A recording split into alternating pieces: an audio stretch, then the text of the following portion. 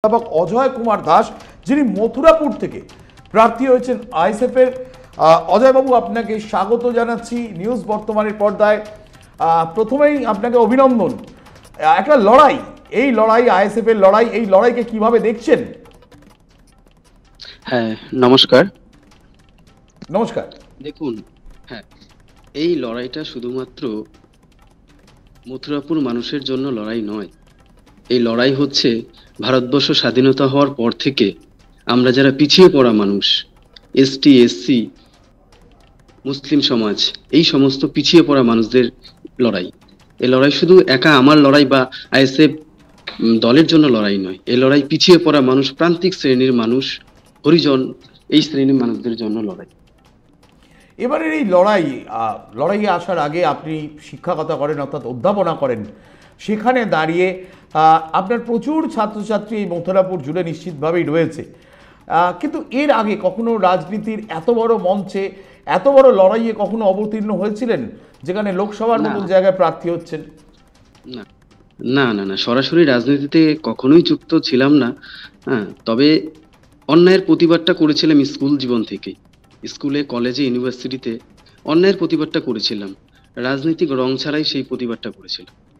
আজকে মনে হচ্ছে যে সমাজ বা দেশ, রাজ্য যেদিকে যাচ্ছে, রাজনীতিতে আসা খুবই দরকার, খুবই দরকার। কেন্দ্র বলুন, রাজ্য বলুন, সবভাবেই, সব দিক থেকেই।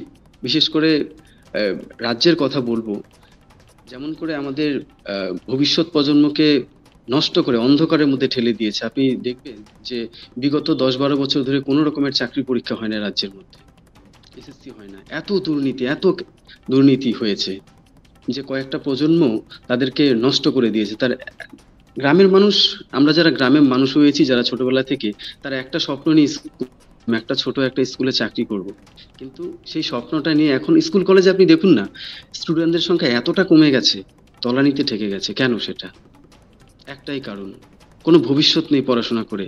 আগে তো পেটে খাওয়ার দরকার, পড়াশোনা করে হবে কি? সেই কারণে, শুধু তাই নয়, এর এফেক্ট কিন্তু আমাদের সমাজের মধ্যে পড়ছে। অজয়বাবু, একটা প্রশ্ন আপনাকে এই মুহূর্তে করতে চাইছি। এবারে প্রথমবারের জন্য লড়াই, একদিকে রয়েছে বিজেপি, অন্যদিকে রাজ্যের শাসক দল তৃণমূল কংগ্রেস। এই লড়াই কিভাবে ওভারকাম করবেন? আপনি বলছিলেন যে শিক্ষার অবস্থা, শিক্ষার হাল কি অবস্থা, তার এফেক্ট পড়ছে সমাজে, কিন্তু এই লড়াইকে কিভাবে দেখছেন? কিভাবে মথুরাপুর থেকে আপনার জয় আপনি ছিনিয়ে আনতে পারেন বলে মনে করছেন? অবশ্যই মথুরাপুরের লোকজন ডিসিশন নেবেন যে কাকে সংসদে পাঠালে ঠিক হবে। একজন যিনি পেশায় রাজনীতিবিদ, না একজন শিক্ষিত যিনি সমাজ গড়ার কারিগর, কাকে পাঠালে মানে মথুরাপুরের উন্নয়ন হবে, মথুরাপুরের মানুষের শিক্ষা পাবে।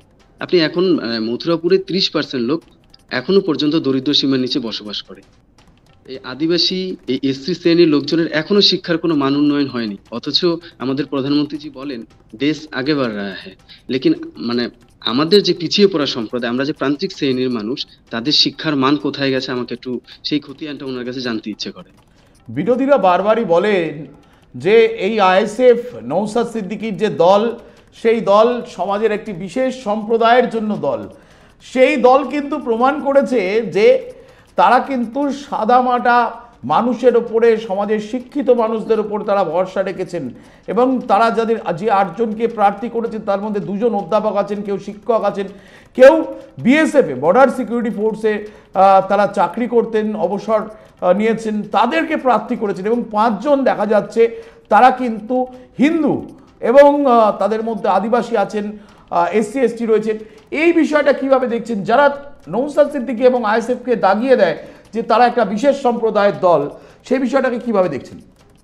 আপনাকে প্রথমে একটু কারেকশন করতে বলবো যে আপনি বললেন আমি হিন্দু ধর্মের। আমি অবশ্যই হিন্দু ধর্মে জন্মসূত্রে, কিন্তু আমি সবার আগে প্রথমে মনে করি আমি একজন ভারতীয়। একদম, আমরা ভারতীয়, সবচেয়ে আগে আমরা ভারতীয়। আমরা সবাই ভারতীয়, এবং আমি হচ্ছে মানবতা ধর্মের বিশ্বাসী করি। একদম, বুঝতে পারছেন তো? আমি ওইভাবে ইন্ডিভিজুয়ালি হিন্দু ধর্ম, আমাকে হিন্দু ধর্মের না, মধ্যে কেউ তো আবদ্ধ দাগিয়ে করে দেওয়ার রাখবেন। চেষ্টা করে। আমার প্রশ্নটা ছিল অন্য জায়গায়। আমার প্রশ্নটা, হ্যাঁ, কেউ কেউ আইএসএফ কে দাগিয়ে দেওয়ার চেষ্টা করে, নওশাদ সিদ্দিকীকে টার্গেট করে।